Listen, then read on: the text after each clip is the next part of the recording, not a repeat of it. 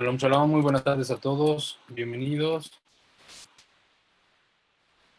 una vez más a una clase más de la Fundación Orahaim. Qué gusto verlos en esta sala, muchas gracias por conectarse. Vamos a comenzar la clase del día de hoy de los 13 principios de fe para principiantes. Pero antes de comenzar, me gustaría que me pudieran comentar si tienen alguna duda, algún comentario. Hay gente nueva, creo, en la sala. Pablo, ¿qué tal? ¿Cómo estás? Bienvenido. Saludos aquí. Muy bien, gracias. Me parece que es tu primera semana, ¿verdad? Sí, es la primera vez. Eres de aquí, de Morelos, ¿verdad? ¿Me habías comentado? Sí, soy de Morelos.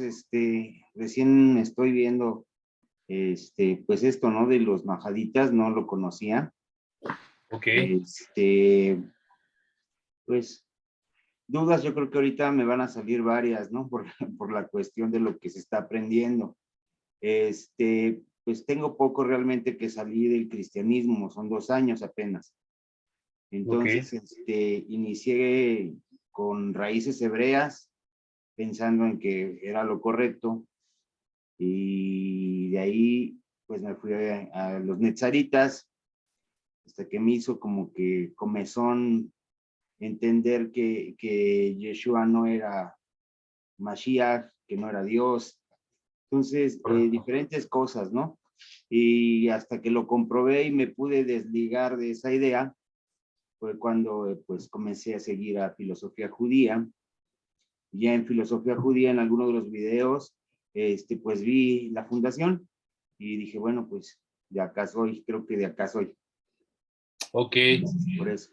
No, pues me da gusto, bienvenido. Como todos hemos pasado por un camino que es necesario para poder llegar al punto en el que nos encontramos y no ha sido casualidad. Hay que estar alegres, hay que estar gozosos de que hayamos pasado por ese camino, porque de no ser así, bueno, pues no estarías ahorita en esta sala, ¿no? Entonces, Claro, Baruch Hashem, vamos a brindarte todo el apoyo con respecto a dudas que tengas, con respecto a algún tema en particular que tengas ahí como con duda. Entiendo que es poco reciente tu separación de este tipo de religiones y sectas, entonces con suerte tienes algunos conceptos que han sido aprendidos de una manera y que ahora hay que aprender a desaprender. Y ese proceso, bueno, pues no es nada sencillo, porque va a ir en contra de lo que incluso tú mismo crees y tu pensamiento te, ¿no? Muchas veces el desaprender, el aprender a desaprender implica negarse a sí mismo. ¿Por qué? Porque es aceptar que todo lo que aprendí fue mal aprendido y necesito desecharlo para poder comenzar de alguna manera con bases más sólidas. No es un proceso sencillo, por lo cual te sugiero que no te abrumes, no te sientes algo estresado y con toda la confianza de hacer preguntas de cualquier tipo.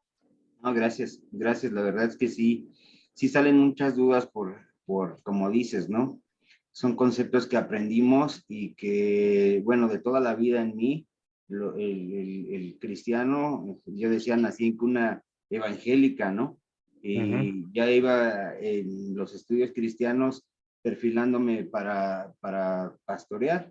Finalmente, no me hizo no me hizo clic al estar estudiando las cosas y me di cuenta que había cosas que se salen de su lugar, ¿no? Como que ya no entra el llamado Nuevo Testamento con la Torá. Entonces, todo ese tipo de cosas y las respuestas siempre eran, no, usted no dude, usted tenga fe, usted no cuestione esto y siga avanzando, Dios le va a recompensar y las recompensas pues no llegaban, ¿no? Tampoco. Entonces, sí, todo ese tipo de cosas. Y yo ¿Tú creo eras que líder ahora, en pues, el lugar en el que estabas? es, ¿Manejabas algún grupo? sí, eh, eh, como cristiano con Guillermo Maldonado. Entonces fue tremendo el abuso, tanto psicológico como económico, fue tremendo. Y al desligarme de eso y ver el tipo de personas que eran, pues sí resultó así como que muy, muy fuerte el golpe, ¿no? Después pasé a Dan Ben Abraham, siguiendo las raíces hebreas, igual, de igual manera, no el problema del abuso económico y eso, ¿no? Pero sí intelectual, porque resulta que van abusando de la confianza que tú les das, ¿no? Y pues te vas dando cuenta de que hay cosas otra vez que no encajan y la respuesta es la misma. No preguntes, tienes que ir confiando, te lo demuestro de cierta manera, pero hay conceptos que no dan. Entonces, o acomodados, ¿no? Como uno que se llama el principio de agencia divina, y lo utilizan para darle lugar a Mashiach, ¿no? Y lo utilizan para eso. Entonces, pues cuando no sabes nada, pues sí te quedas así como que sí, cierto, sí, así ha de ser. Y finalmente te das cuenta que no nada más usaron el concepto para engañarte otra vez, ¿no? O a lo mejor ellos no lo hacen en mala intención, ¿no? Como lo ha dicho Jacob, lo hacen creyendo que es la verdad lo que ellos dicen, pero no es así. Entonces, sí, ha estado medio complicado. Okay. No, bueno, pues no te preocupes, bienvenido. Aquí uno de los principios básicos es cuestiona todo, no me creas nada de lo que voy a decir. Más vale que tú lo investigues y que tú profundices por tu cuenta, porque no se trata nada más de consumir y pensar que lo que dijo la Fundación Orahaim es cierto o es correcto, lo que dice Israel es cierto o es correcto. Aquí es poner en tela de juicio y principalmente utilizar las herramientas del monoteísmo, que son el sentido común y las preguntas. La observación y las preguntas son las que van a ser nuestras herramientas que nos van a ir acompañando en este recorrido de aprendizaje y de desarrollo de la espiritualidad. Te voy a dar un breve resumen en atención a que es tu primera clase, sin embargo sí te pido que te pongas un poco al día con los audios que ya te pasé, con la lista de videos que ya te pasé, para que vayas más o menos incorporándote, y que no te quedes tan atrás en las clases. Hoy vamos a empezar el principio número 3 de los 13 principios de fe de Maimónides, que son base monoteísta. Los 13 principios de Maimónides representan en qué cree una persona monoteísta, que fundamenta también el pensamiento judaico. Es la base, es su doctrina, es su fe en la fe monoteísta. Por lo tanto, una persona que se siente identificada con el pueblo judío, incluso que quiera ser judía o quiera pasar por un proceso de conversión y que no conozca cuál es la fe judía basada en estos 13 principios, es como si realmente no tuviera claro realmente en qué está creyendo. ¿Por qué? Porque estos 13 pilares son la base de la estructura que a lo largo de tu vida vas a desarrollar en el pensamiento monoteísta y en tu vida espiritual. El mundo en general está necesitado de sentido y significado, y necesitamos desarrollarlo a través de la observación y las preguntas, del pensamiento crítico, lógico, racional, de una espiritualidad moral y ética que nos permita transitar de una manera elevada moralmente en este mundo. Y el principio o los principios que vamos a abordar en este curso tienen por objetivo el sentar las bases epistemológicas con base en conocimientos, con base en definiciones de conceptos que vamos a ir abordando, para que cuando abordemos en otros cursos, en otros módulos, estos mismos conceptos, bueno, ya sepamos a qué estamos haciendo referencia, ¿no? Uno de los conceptos que vamos a abordar en su momento va a ser el concepto de Mashiach. ¿Qué es el Mashiach? ¿Para qué viene el Mashiach? ¿Para quién viene el Mashiach? ¿Quién es? Si ya vino o si se fue o si no ha venido, qué es lo que ha sucedido con ese personaje. También vamos a ver el concepto de la profecía. Vamos a ver qué es la profecía y qué es un profeta. También vamos a abordar en su momento la plegaria, qué es la plegaria, para qué sirve y cómo es que funciona. Hoy por hoy nos encontramos definiendo el primer concepto básico de este curso, que es Dios. Y llevamos ya, esta es nuestra 9ª clase, tratando de comprender qué es Dios. Y estamos tratando de describir a Dios a través de lo que no es Dios. Es decir, a través de las cosas que niegan a Dios. La clase pasada hablábamos del principio número 2 de los 13 principios de fe de Maimónides, que es el principio de la unicidad de Dios. Es decir, tener la convicción certera de que Dios, bendito sea su nombre, es único como una unicidad como ninguna otra. No tiene comparación ni de género, ni de especie, ni de número. Es decir, que no es uno como una unidad de un conjunto, o no es uno como lo sería un pez en un cardumen de peces, o tampoco es uno como un individuo, una persona que está compuesta de partes, porque pese a que nosotros somos una unidad, estamos compuestos de órganos, brazos, piernas, partes que nos hacen un conjunto de varias cosas. Cuando nos referimos al Santo bendito sea, nos referimos al ser más perfecto de todos, que no admite carencia. Es decir, que no requiere de una contraparte para poder existir, sino que Él es la fuente de todas las cosas. Por eso la unicidad a la que nos referimos es directamente a la dependencia de todo lo existente a Dios. Una dependencia constante, una dependencia inmanente y una dependencia trascendente. Es decir, que no solamente depende el mundo físico en su inmanencia, sino también depende el mundo espiritual en su trascendencia. Es decir, más allá de lo que es el aspecto físico. El concepto de Dios es el concepto más universal del mundo y lo vas a poder encontrar en distintas civilizaciones a través de la historia de la humanidad, la cual lo abordan con diferentes aspectos y lo definen de diferentes maneras. Hoy lo que nosotros tratamos de hacer en este curso, en estos primeros 4 principios, es negar a Dios.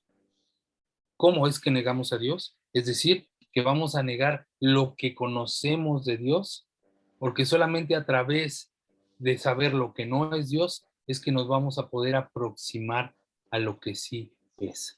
La clase pasada abordábamos un concepto sobre cómo yo describo algo a través de negarlo. Por ejemplo, con Jorge traíamos el ejemplo de decir, yo puedo describir a Jorge de manera positiva y de manera negativa. ¿Qué es describir de manera positiva? No es solamente describir con halagos o elogios o con virtudes, sino describir cosas que son de Jorge. Por ejemplo, decíamos, Jorge es educado, Jorge es cortés, Jorge es puntual.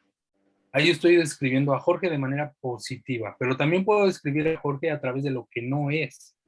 Por ejemplo, Jorge no es grosero, Jorge no es impuntual, Jorge no es mujer, Jorge no es padre.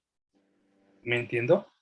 Puedo describir a una persona de manera positiva, es decir, por aseveraciones afirmativas o enunciados, perdón, afirmativos, o también por enunciados en negación, es decir, que niegan lo que es Jorge, lo que no es Jorge, ¿de acuerdo? Y de esa manera me voy aproximando a lo que sí es Jorge. Esto que estoy haciendo ahorita es un resumen de lo que vimos la clase pasada, porque vamos a continuar desarrollando este mismo punto a partir de este momento en el principio número 3. Recordemos que, bienvenida estimada Noemí, bienvenida a la clase. Recordemos que estamos tratando de describir qué es Dios a través de lo que no es Dios. Y empecemos por el principio de la negación, de la otredad. También traíamos el ejemplo de decir que puedo describir un objeto a través de lo que no es. Es decir, que una mesa es mesa en tanto que no es silla.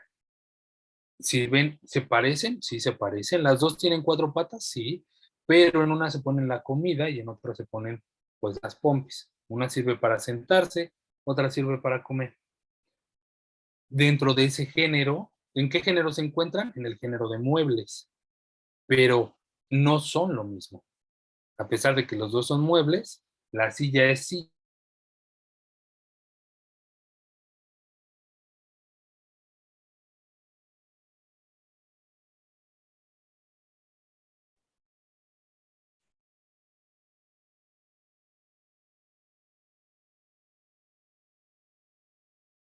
5 para ser exactos, que nos permiten conocer nuestro mundo físico.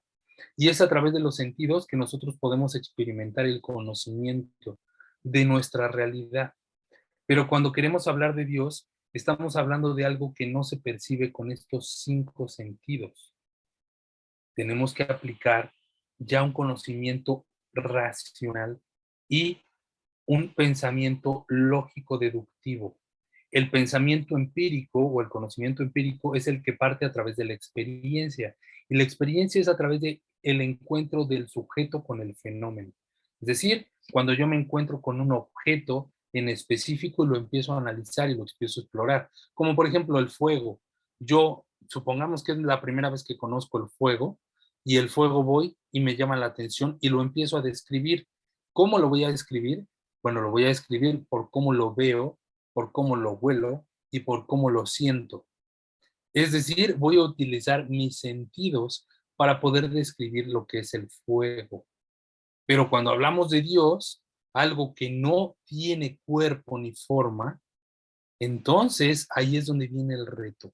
¿Cómo puedo yo hablar de Dios y de aseverar que Dios existe si con mis 5 sentidos no lo puedo comprobar? Bueno, entonces tenemos que llevar nuestro pensamiento a un pensamiento lógico deductivo a través de la observación y las preguntas. Y hoy vamos a hablar de lo que no es Dios.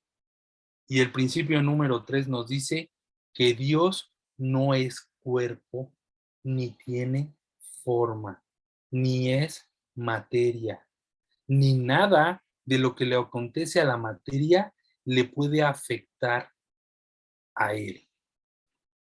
¿Qué quiere decir esto? Vamos a empezar un poquito desde atrás. El principio número 1 nos dice primero que Dios existe. ¿Y cómo fue que comprobamos que Dios existe? Primero nos pusimos a observar a la creación y nos dimos cuenta que los 3 elementos que el hombre necesita para vivir se encuentran en las mismas proporciones que el hombre los necesita. Como por ejemplo, que existe más aire que agua y que existe más agua que tierra. ¿Por qué? Porque el hombre puede durar hasta 40 días sin probar alimento, pero no podrá durar más de 2 semanas sin tomar agua. Y no podrá durar más de 5 minutos sin poder respirar oxígeno. Dijimos entonces, ¿es acaso obra de la casualidad que el mundo se encuentre configurado de tal manera que los elementos que el ser humano requiere para su existencia se encuentren en la misma proporción de su necesidad? Abrimos la pregunta y trajimos este ejemplo.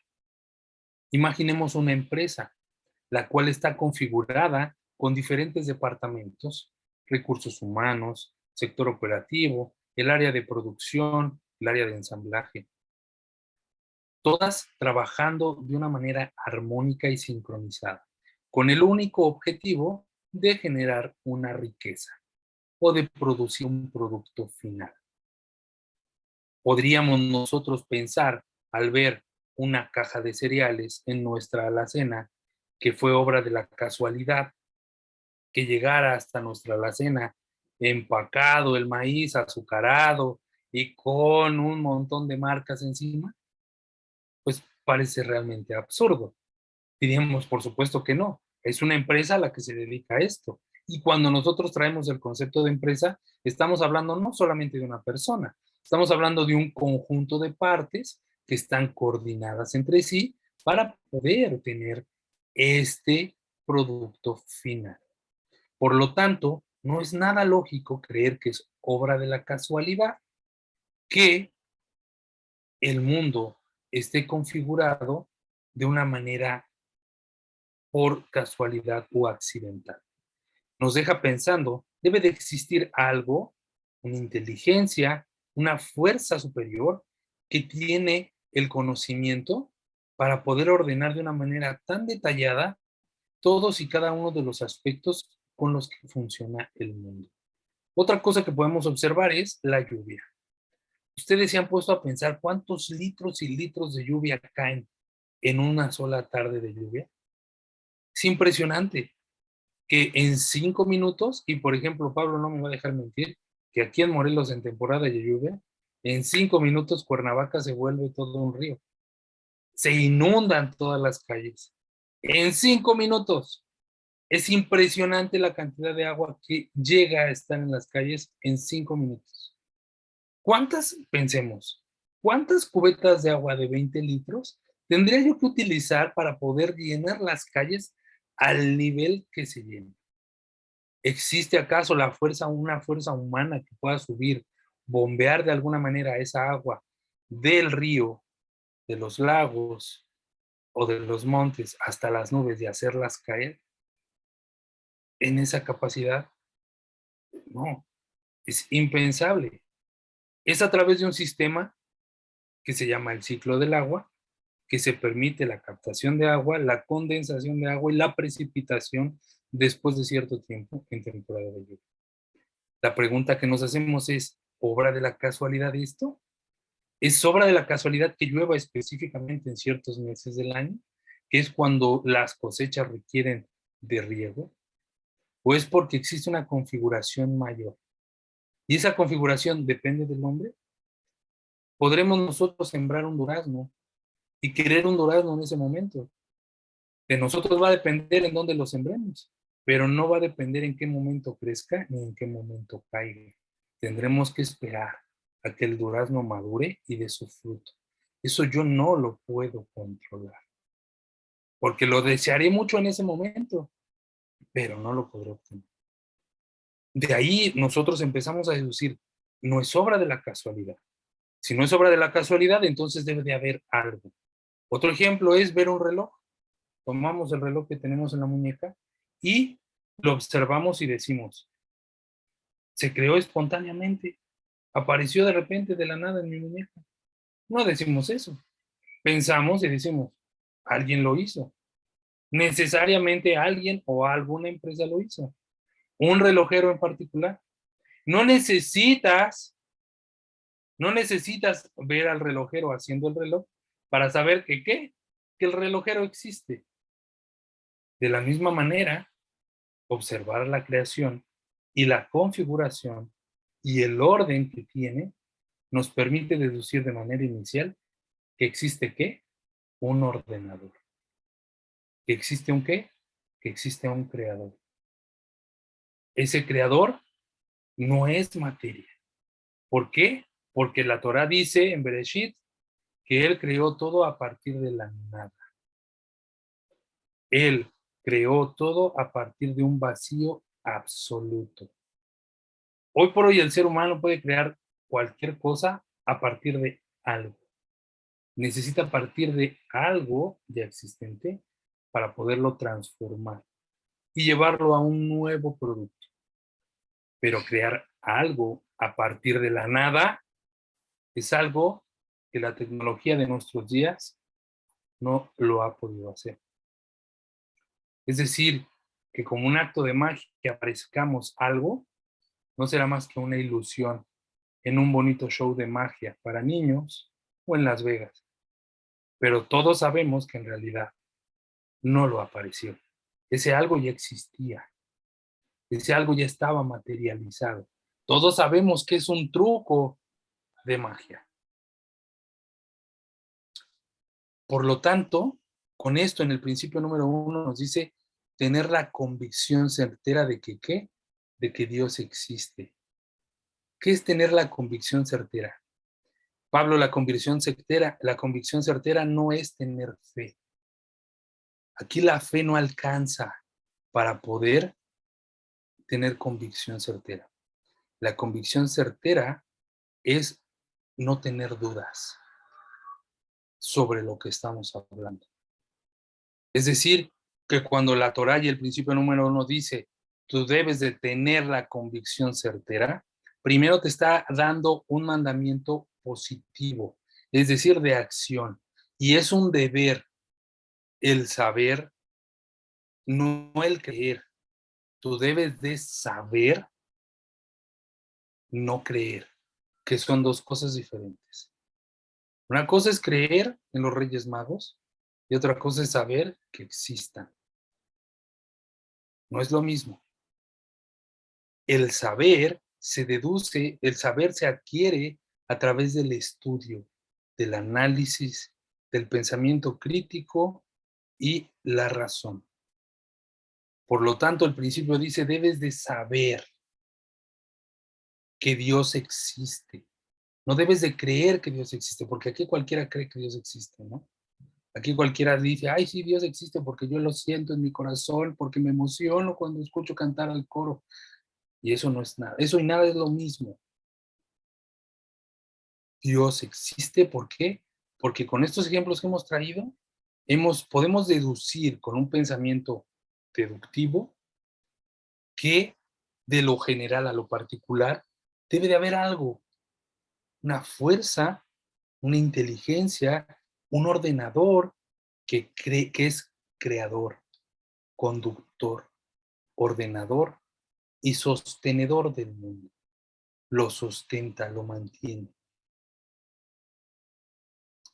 Ahora, ¿cómo lo conozco? Voy a conocer a partir de lo que no es. Ya que senté la base de que existe, ahora debo de saber quién es Dios. Pero como Dios no es nada que se encuentre en este mundo, todo este mundo niega a Dios, es decir, lo describe de una manera negativa, es decir, lo describe de una manera de lo que no es Dios. Todo lo que yo pueda decir, ay, veo la naturaleza y veo el sol, digo, qué bonito está el sol, es Dios, eso no es Dios. Ay, qué bonitas están las nubes y los pajaritos, eso es Dios, eso tampoco es Dios. Es decir, Dios no es materia. En el principio número 2 nos habla de la unicidad de Dios. Es decir, que Dios no es uno ni forma parte de un conjunto, sino más bien todo lo que existe tiene una conexión tan profunda con el Creador que si su presencia fuera retirada de este mundo, el mundo perecería.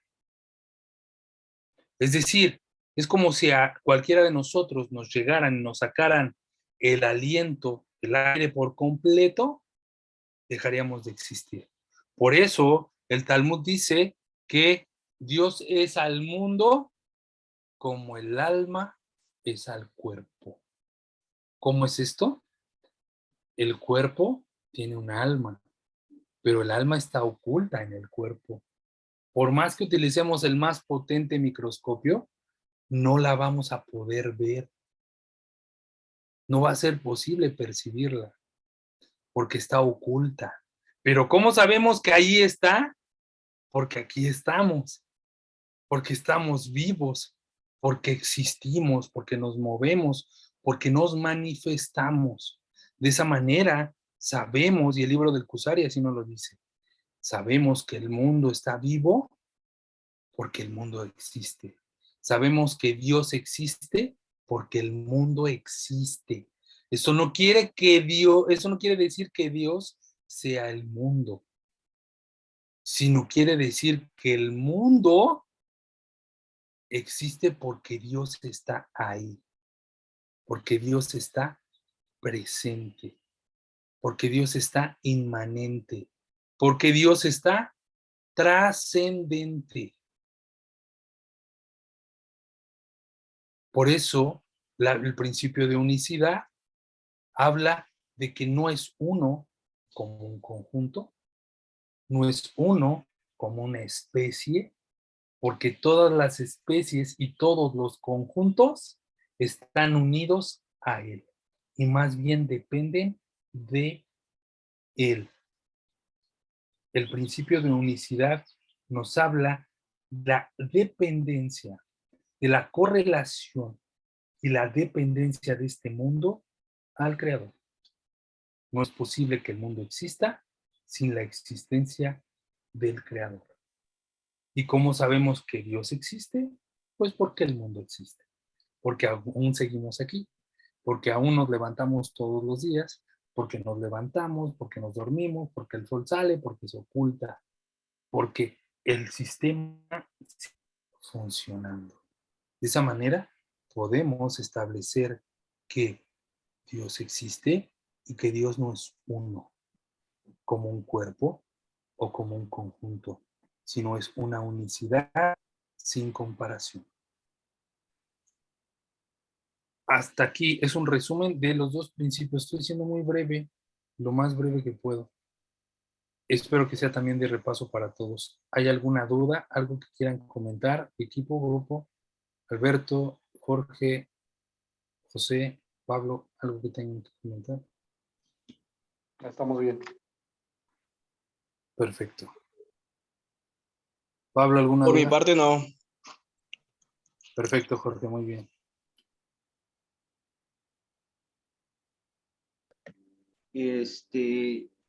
Bueno, todo el tiempo se comentó como que Dios era una persona, ¿no? Entonces, ahorita, pues, con lo que dices, que no tiene, digamos, órganos, entonces, de repente se hizo la referencia de que los ojos de Dios están sobre el mundo, ¿no? Que Él sostiene el mundo en sus manos y somos hechura suya, obra de sus manos, y hace referencias a esto, ¿no? Algo, a lo mejor en nuestro entendimiento tangible, algo que podemos incluso ver, una mano, algo, ¿no? Y llama a la tierra estrado de sus pies y cuestiones de estas, ¿no? Supongo que son como alegorías o como algún código, no sé. Correcto. Esas maneras de expresión de la Torá se utilizan como antropoformismos. Un antropoformismo es utilizar palabras que el individuo conoce para explicar cosas o aspectos que el individuo no conoce. Cuando yo, por ejemplo, digo, y justamente lo estoy viendo ahorita, lo estoy reforzando en la materia de español con mi hijo de primaria, ¿no? Estamos hablando sobre la metáfora, estamos hablando sobre lo que es la rima, la prosa, y cómo hablamos de forma alegórica. Y yo digo, me estoy muriendo de frío, ¿qué quiero expresar? Tengo mucho frío, ¿no? Pero en realidad no estoy muriendo, porque si estuviera realmente muriendo de manera literal, seguro que ya estaría ni pudiendo hablar. No podría expresar, ¿no? Es una forma alegórica, es una metáfora. Cuando la Torá habla y dice, Él observa los pasos del hombre, no es que tenga ojos Dios y nos observe, porque entonces, ¿cuántos ojos tendría que tener para observar a los más de 8.9 billones de personas que existen en el mundo? ¿No? Porque aparte, la Torá dice que es una observación completamente personal, es decir, que observa a cada uno de nosotros. No habla sobre un ojo que te está viendo todo el tiempo. No, no hace referencia a eso. Está haciendo referencia al concepto de inmanencia de Dios. Es decir, que Dios está presente en todas las acciones y en todas las existencias de este mundo físico. Que no existe nada en este mundo que no tenga presente su inmanencia, que no tenga presente su esencia. Veíamos la clase pasada que existe el concepto, Jorge nos compartía, es que somos una parte de Dios porque tenemos alma de Dios. Y ese es un concepto muy común de poder, en el que podemos entrar en error y conflicto. Porque entonces estaríamos diciendo que Dios tiene límites. Al decir que Dios tiene partes, quiere decir que Dios tiene un límite una circunferencia, un diámetro, un perímetro, algo que lo delimita. Y todos sabemos que Dios no tiene límites. ¿Por qué? Porque no tiene materia. Por lo tanto, decir que nosotros somos una parte de Dios es un error. Nosotros podríamos expresarlo de la siguiente manera para poderlo comprender. Somos una extensión del Creador. Una extensión que nunca se ha desconectado del Creador, que constantemente se mantiene ligada al Creador, desde el alma, desde la esencia, desde el alma. Por lo tanto, no es que Dios se encuentre allá arriba y que eventualmente voltee, me eche un ojo y diga, ah, sí, ahí sigues. No, Dios está constantemente presente en mi despertar y en mi dormir, porque yo estoy vinculado a Dios, porque existe una conexión constante con Dios. Si mi alma se desprendiera de mi cuerpo, es retirar la presencia de Dios en este cuerpo. Y entonces dejaría de existir la vida como yo la conozco, desde el aspecto físico. Ustedes experimentarían mi muerte, aunque yo realmente no experimentaría la muerte. Yo solamente experimentaría algo llamado que es la trascendencia. Una pregunta. Experimentaría un cambio de estado. La persona se mantiene ligada a Hashem a través del alma. Esto es para todas las personas, no tiene que ver con alguien que busque la espiritualidad o alguien que no la busque. Aquí no hay como los que dicen en el cristianismo, los vasos de ira y los vasos de honra. Unos están hechos para desprecio y otros están hechos para honra. Eso no es así. Aquí todo ser vivo, no solamente humano, sino todo ser vivo, tiene un tipo de espíritu divino en diferentes niveles. Lo estaremos abordando después cuando veamos ya lo que es la plegaria. Pero cuando hablamos de espíritu divino, es decir, que todos tenemos una chispa divina, una esencia de divinidad que nos da ese impulso de vida. Es nuestro instinto animal, que si lo retiraran de nuestro cuerpo, moriríamos. Es decir, es la fuerza que hace que tu corazón lata por las noches. ¿Por qué? Porque no te apuesto lo que quieras a que no te vas a dormir y te duermes diciendo que mi corazón lata, que mi corazón lata. No lo estás haciendo de manera voluntaria. Él late solito porque quiere, ¿no? Y tú nunca le dices, ya deja de latir. No, él sigue latiendo. Hay una fuerza adicional a ti que lo controla. Lo mismo con los pulmones. Hay una fuerza adicional que lo controla. No depende de tu voluntad. A eso es a lo que yo me refiero con chispa de divinidad. Porque si esa chispa se retira, ese aspecto del alma se retira, nosotros dejamos de existir como conocemos la vida en este mundo físico. Es decir, experimentamos la muerte en este mundo físico. Pero eso no quiere decir que Dios tenga ojos en todos lados. Se utiliza esa metáfora, ese recurso alegórico para expresar la inmanencia de Dios en este mundo. El concepto de inmanencia y trascendencia que no son sencillos de explicar y que son fáciles de exponer con decir el ojo observante de Dios. ¿Sí? Son antropoformismos. Por lo tanto, cuando se expresa la Torah en esos términos, no quiere decir que Dios tenga un brazo, que Dios tenga piernas, o que Dios se canse, por ejemplo, porque podríamos decir, Dios descansó el séptimo día, ¿a poco se fatigó? ¿A poco se le ganó me cansé, no, estuvo muy difícil? No, no podemos decir que Dios se haya cansado. ¿Por qué? Porque Dios no tiene cuerpo. Eso es lo que habla el principio número 3, y ya que estamos entrando, lo voy a empezar ya directamente con él.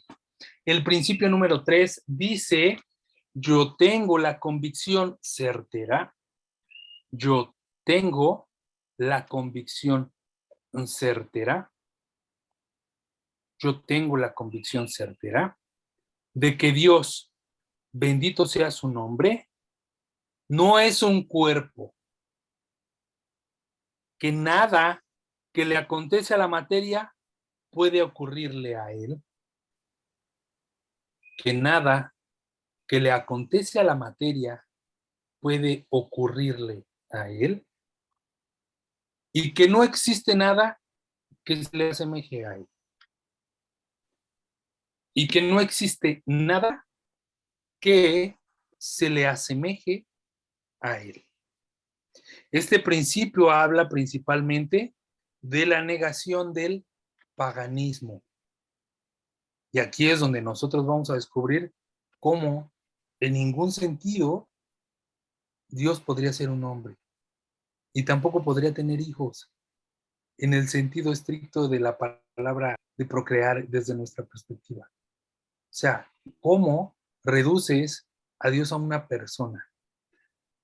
Este principio,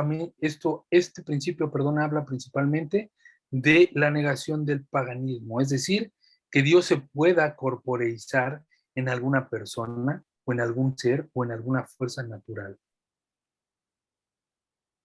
Y para ello vamos a sentar las bases. Vamos a abrir directamente la Torá. Vamos a abrir el libro de Isaías en su capítulo 40, en el versículo 21, cuando nos dice: ¿a quién me compararéis o a quién me asemejo? Desde aquí el profeta nos está diciendo: ¿a quién vas a comparar a Dios o con qué lo vas a asemejar? El Talmud también expresa lo siguiente: no hay Dios arriba de posición sentado, ni de combinación, ni de separación. ¿Qué quiere decir esto? Que cuando la Torá se expresa y dice que Él se encuentra sentado en el trono de su gloria, no es que literalmente sea un trono enorme de 35 galaxias y que esté sobre y que sobre sus pies estén el sistema solar, ¿no? Y que podamos verlo algo así como lo que podemos ver en Marvel, ¿no? Como un Galacticus o un personaje de estos, ¿no? Que sea súper un celestial para aquellos que ya vieron lo de los Eternals, que sea un celestial. No es eso. Es más, porque hasta un celestial, como lo plantea Marvel, tiene cuerpo y forma. Necesita de una estrella para poder nacer. Necesita de un planeta. Y aunque lo veamos muy grandote, tiene límites. Tiene límites. Y Dios no. En esa metáfora que estoy utilizando en este momento, un celestial vive dentro de Dios. ¿Por qué? Porque Dios no tiene cuerpo. Abramos de nuevo el libro de Deuteronomio. En Deuteronomio, capítulo 4, versículo 15. Sí, Pablo. Bueno, con este concepto que dices, finalmente lo que se llama el mundo espiritual queda como que en una historieta de Marvel, ¿no? Porque tenemos una idea acerca de lo que son los malajos, los ángeles, tenemos una idea acerca de lo que es el trono celestial, ¿sí? Y yo sé que estamos desaprendiendo, precisamente por eso viene esto, ¿no?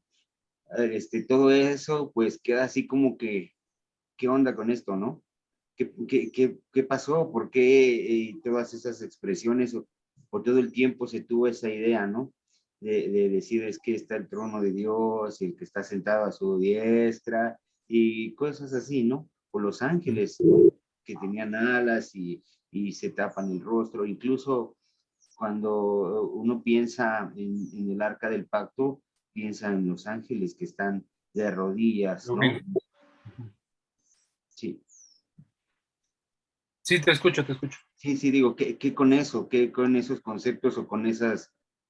Ok, vamos a ir avanzando en el curso y te vas a ir dando cuenta que esos conceptos son palabras que te las explicaron de manera literal y que te las hicieron literalmente como una fantasía.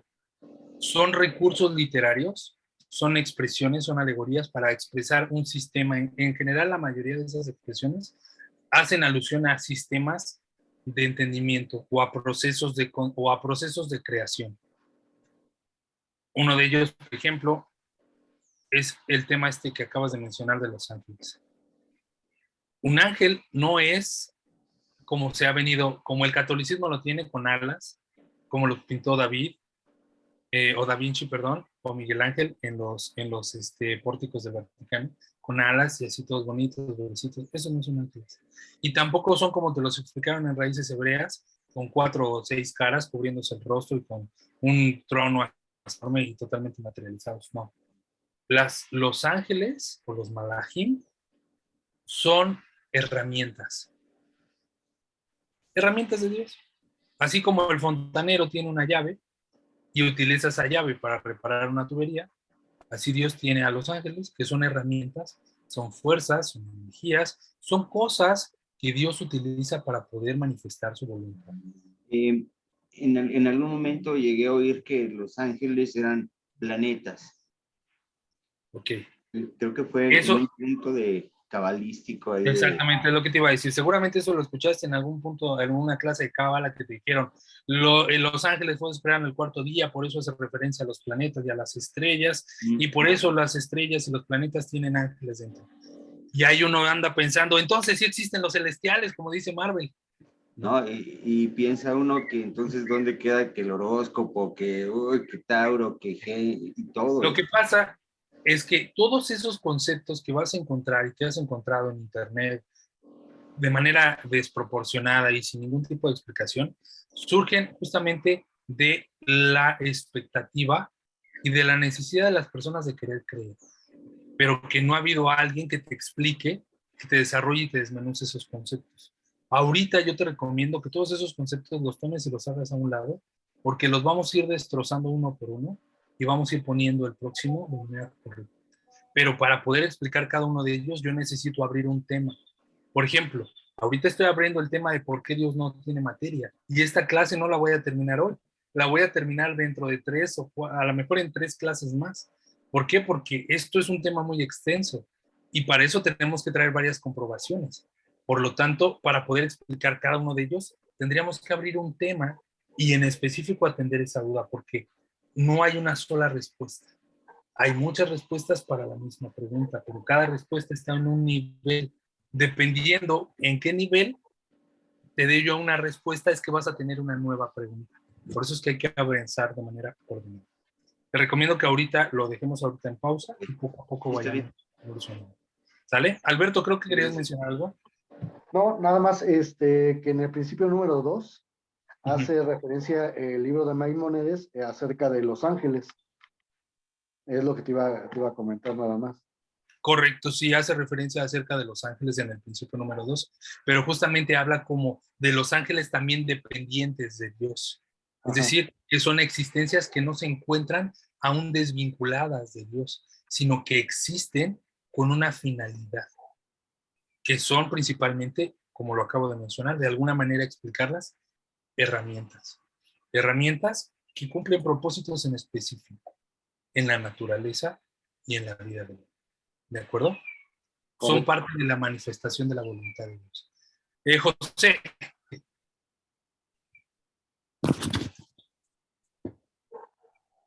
Estimado José Bautista, tiene levantada ahí su manita.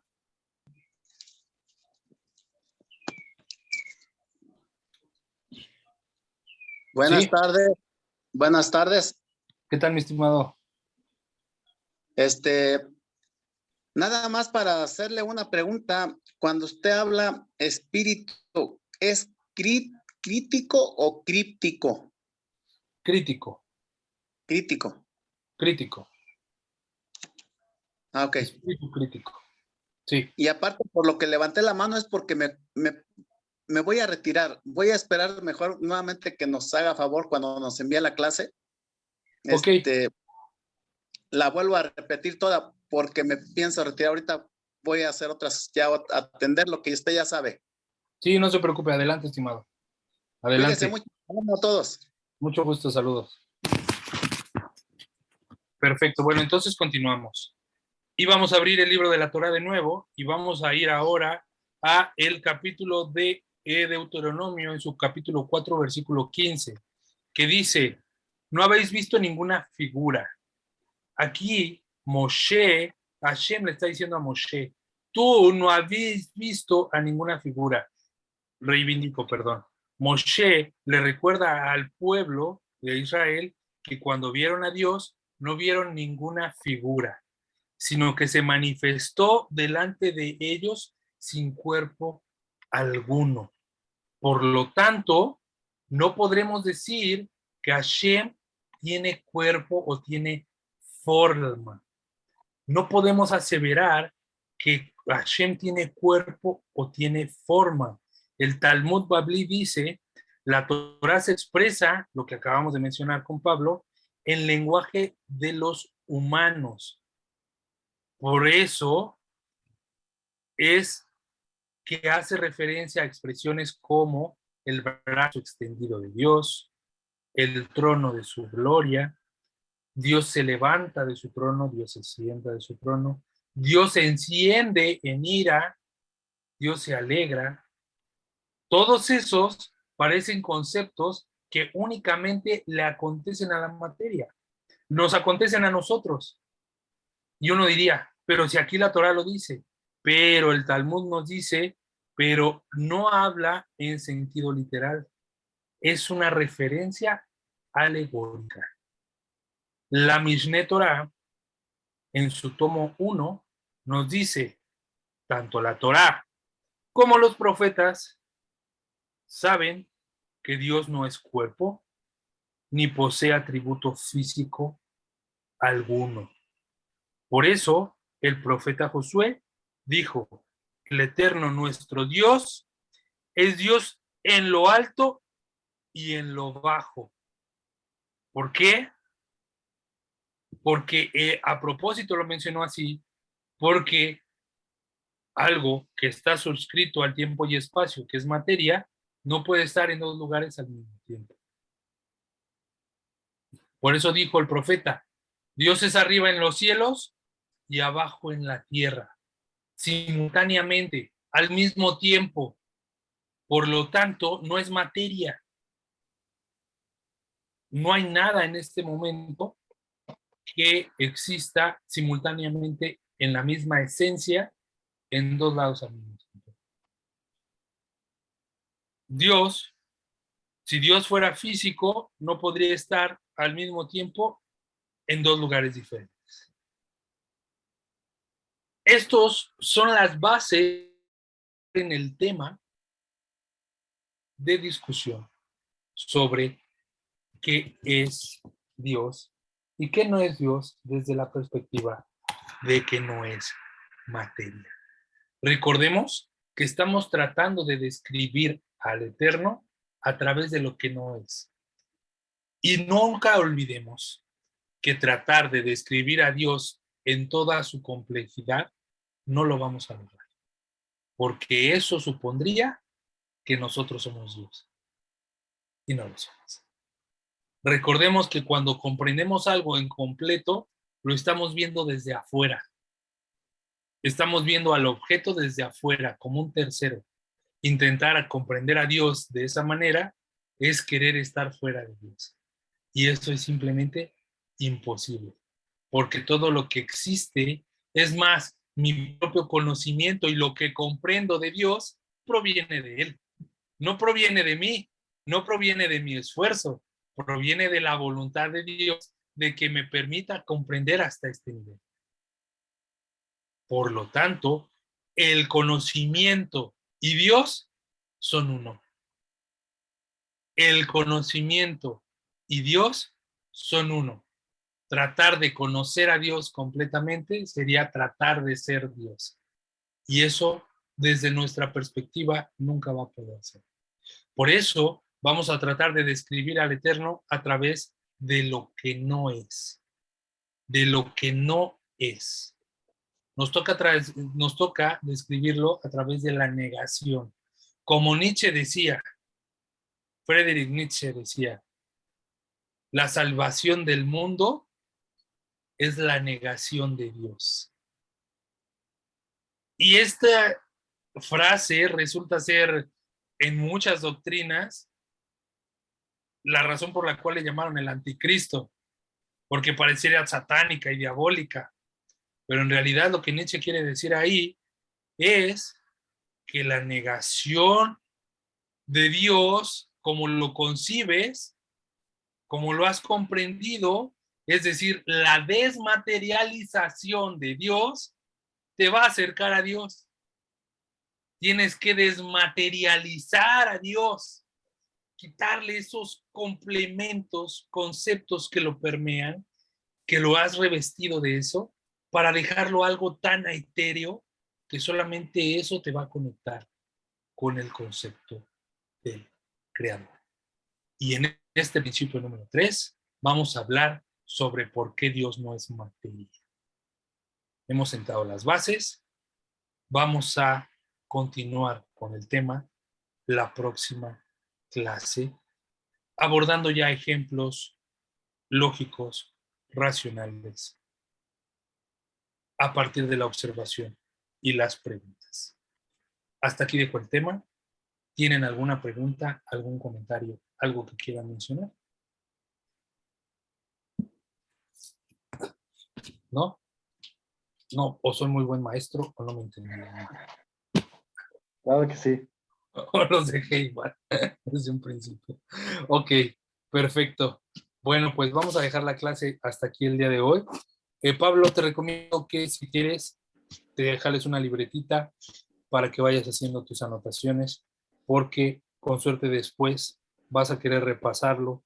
Esta frase siempre se las digo a todos, se la tienen que grabar. Aquel que estudia y no repasa es como aquel que siembra y no cosecha. Si no repasas, si no estudias y vuelves a repasar, no vas a interiorizarlo, necesitas como interiorizarlo. Y eso evidentemente te va a demandar querer hacer algún apunte progresivamente, ¿no? Entonces te recomiendo que lo tengas a la mano para que podamos ir avanzando en el estudio. ¿De acuerdo? Perfecto. Bueno, pues muchísimas gracias a todos por haber...